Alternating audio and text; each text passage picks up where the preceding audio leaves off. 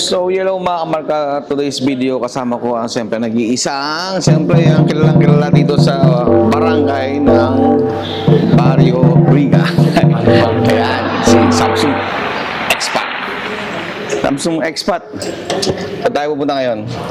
Siyempre, mag-chay tayo dahil... Yes. Alam nyo, last time na nung nag-vlog ako sa may Murakabat, sa may Philippine Supermarket, di ba sabi ko, titingin kami ng kung anong mabibili ng Wonder Hams. So, dahil mahilig si Samsung ng kape, pero chai muna titirahin namin. Magkakape ka ba tol o magka-chai? Ano, chay, sige, chay na lang, sige. Chai tayo, chai tayo. Chai Kasi tayo yung para- chai natin is Wonder Ham po dito. Ayan, pakita namin. So ito yung mga pagkain dito. Ayan, mga Indian food. For today's video, ang aming food vlog ay ang paborito niyang chai. Pero mahilig siya talaga sa kape. Ayan. Brother, can I have 2 chai please? Yes, thank you so much. What is your good name? This one, yes. You know guys, chai here and coffee is very good. Famous. Famous, very famous. Yeah. You taste before the chai? Amazing. Amazing? Yeah. Amazing. English pa more. Amazing chai. Oh. So guys, I give too much point ha. Thank you. So tara. Chikain natin si Boss Samsung habang kami umiinom ng mainit na chai sa mainit na panahon. Magtsikahan muna kaming dalawa. So mga kamarka, magandang araw sa inyo lahat, sa aming mga taga-sugid na mga fans mo, no? Marami ka. Alam niyo mga kamarka, nung una ko nakilala si Samsung Expat, talagang sobrang famous dito sa Alriga eh. Kada lakad namin dito sa street ng Alriga, maraming bumabati sa kanya. Tol, ilang taong ka na dito sa Dubai? 21 years. 21 years ka na dito sa Dubai. Oo. So, ang tagal, 21 years? Oo. Talaga? Ano naman ang mga natutunan mo dito nung bilang OFW ka? Yung mga aral na mga talagang tumatak sa isip mo na dapat mong ibahagi sa ating mga kababayan. Yung kung marunong ko mag-adjust, nababagay sa lifestyle mo sa bilang OFW, dito ko maisip na paano ko makisilamuha ang mga tao rito.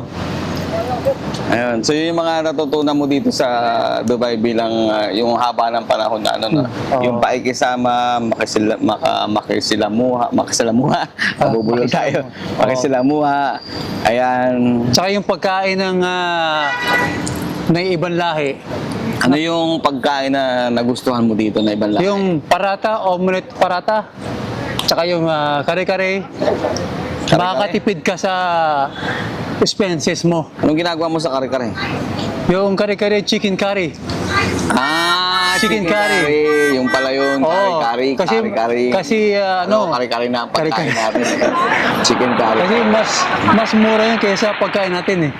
Ayan. Kasi yung pang ano nila, baga pang simpleng buhay nila yun. Simpleng buhay, ano? Oo. Magkano ang halaga nun? Talagang napakatipid nun, no? Tapos busog ka na dun. Oh, busog ka na. Oo. Nasa magkano yun? Yung curry na yun, tapos yung parata, no? Sasawsaw mo dun Oo. sa... Siguro, ma-spend mo. So yung mga 13 lahat na yun. 13. 13 dirham, no? Oo. So busog ka na nun. Busog ka na nun. Aba. So noong time na yun, talagang, siyempre, 20 years ago, mas mura pa ang bilihin, no? Oo, mas mura talaga. Pinakain ko, kima puruta. Gaganon mo siya ng ano, yung parata at saka yung parang, ano yan, parang beans, mga Beans, ganon. oo. Oo, parang curry na beans, ganon. Tapos ano ang tawag dito, ano ang naging trabaho mo dito? Paano ka nakapunta ng Dubai pala? Actually, ang una kong trabaho ito bilang housekeeper sa hotel. Pinakauna. Hotel? Oo. Hotel talaga. Ito talaga. Ang pagkakalam ko galing kang Saudi, di ba? Tama ba? Hindi. Abu Dhabi lang talaga ako, UAE. UAE. Sa beses na ako nag-Qatar. Sa Qatar. Sa beses lang. Kala ko galing kang Saudi. Ano naging trabaho mo sa Qatar? Ganun din, sa hotel din. Tapos bago ka nagpunta ng UAE. Hindi. Muna, UAE muna. UAE, Qatar, UAE. Oo. Nagbalik-balik ka. Oo. Ano naging trabaho mo dun sa Qatar? Ganun din. Ganun din ako sa hotel din. Hospitality din. Hospitality. Yun talaga yung linya mo. So yun lang ko talaga. Paano mo naman na hiligan na maumpisahan mo yung vlog mo? Paano ka nag-umpisa mag-vlog?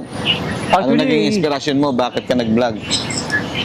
Kaya ako nagsimula mag-vlog dahil nung simula ako mag-hospitality, sa church pa lang, doon ako na-train talaga. Makasalamuha sa mga tao. Nag-church ka? Oo, ako yung nag-host sa church namin. Bibigyan ng mga kape, 100 pieces. Binibigyan ko yun. Kaya doon nag-start ng passion ko sa... Kaya pala, Oo. kung mapapansin yung mga kamarka, unang-una, paki-follow, like, and share ng kanyang, paki-supportan po ang Samsung Expat na kanyang vlog. So, mahilig po siya sa kape talaga. Laging niya yung, niya yung kape. Dapat, nagpo-promote ka ng coffee, no? Oo. Pero yan, nagpo-promote naman siya, pero libre. So, libre naman, libre. Tapos, tapos noon, yun na yun, dire-diretso na yung journey mo nun.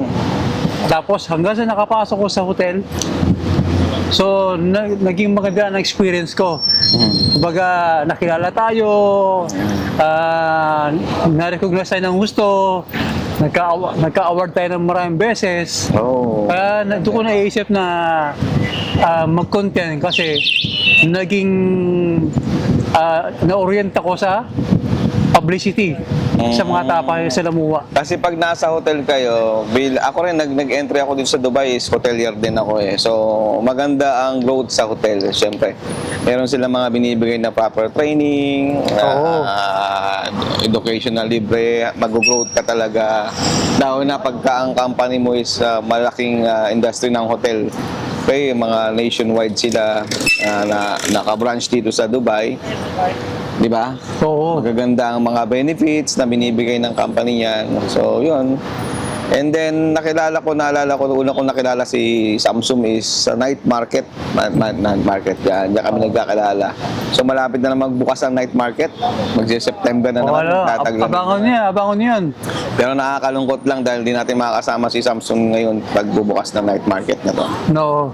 Mag-go for good na po siya sa Pinas. Abangan nyo ang kanyang mga ipapalabas doon. Magagawa siya ng production niya. Yung mga plano mo tol, no?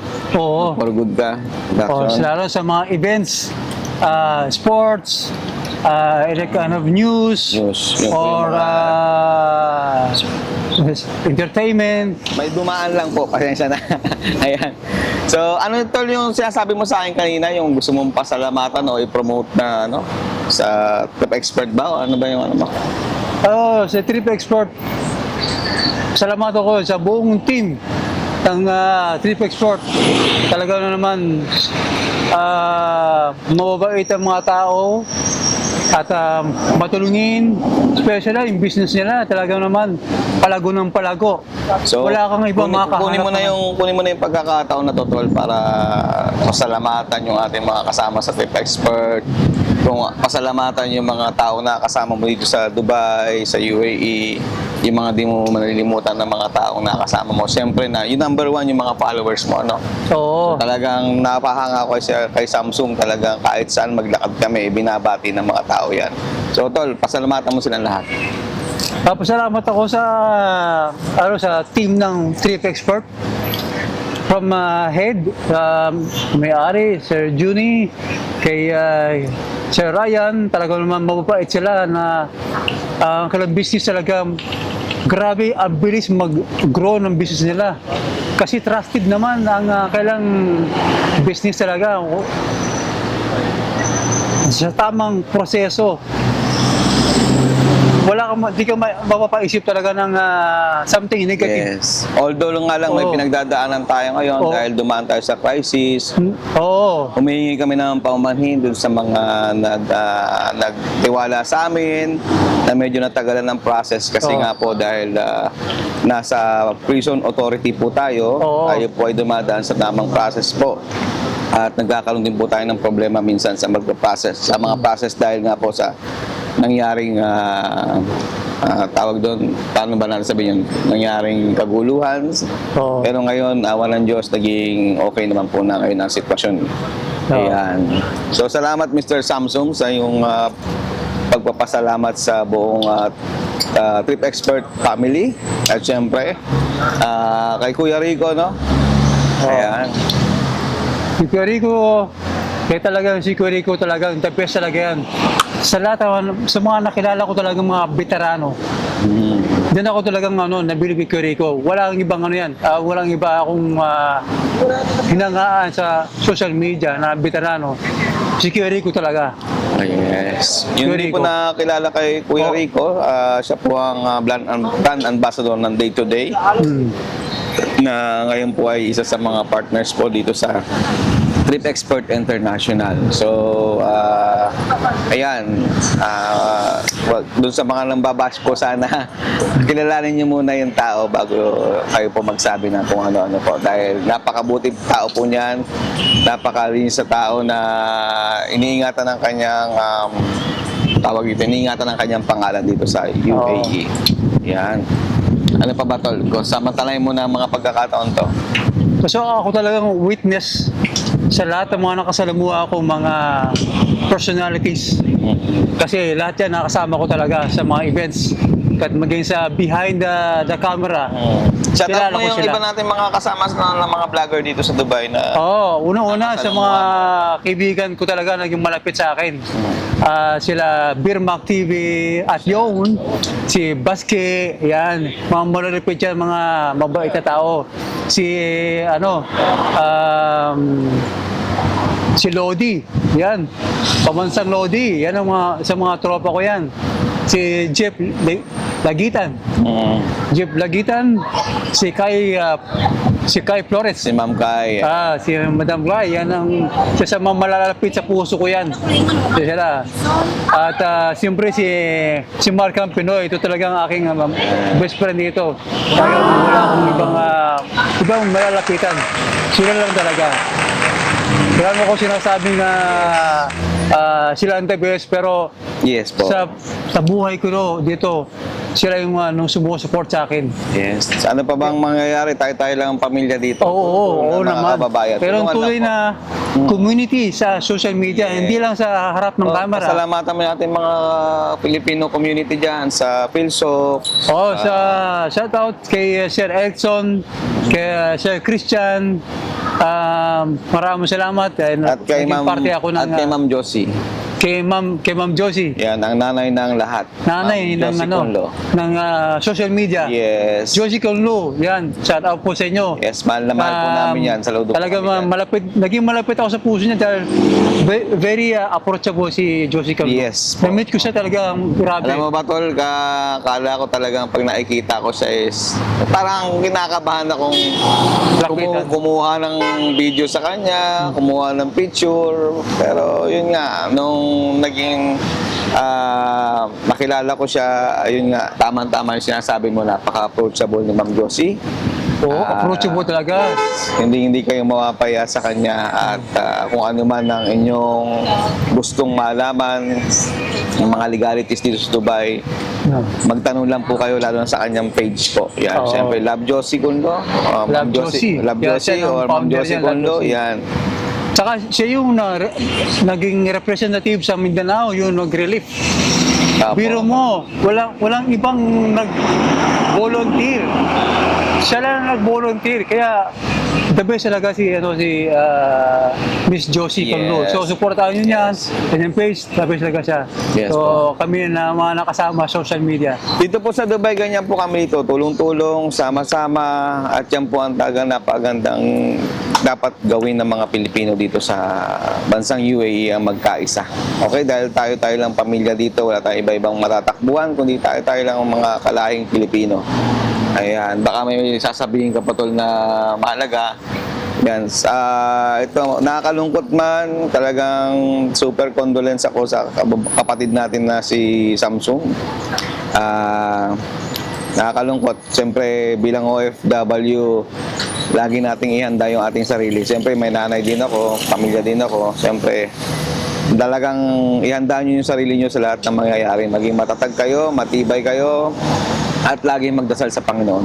Yun po. So maraming salamat sa mga sumusuporta sa amin. Sana huwag kayong magsawa. Yeah. Follow kayo sa aming page. Marami pa kaming Samsung share sa inyo. Expat, Samsung Expat, Tarkang Pinoy. Tarkang Pinoy. At yan, hindi kami nagkaroon ng pagkakataon na mag-food vlog ng mahaba. So, andito lang kami sa Chai lang kami. Ang paboritong chai ni Samsung. Yan. Okay, ano man ang sasabihin natin? Closing time na tayo, tol.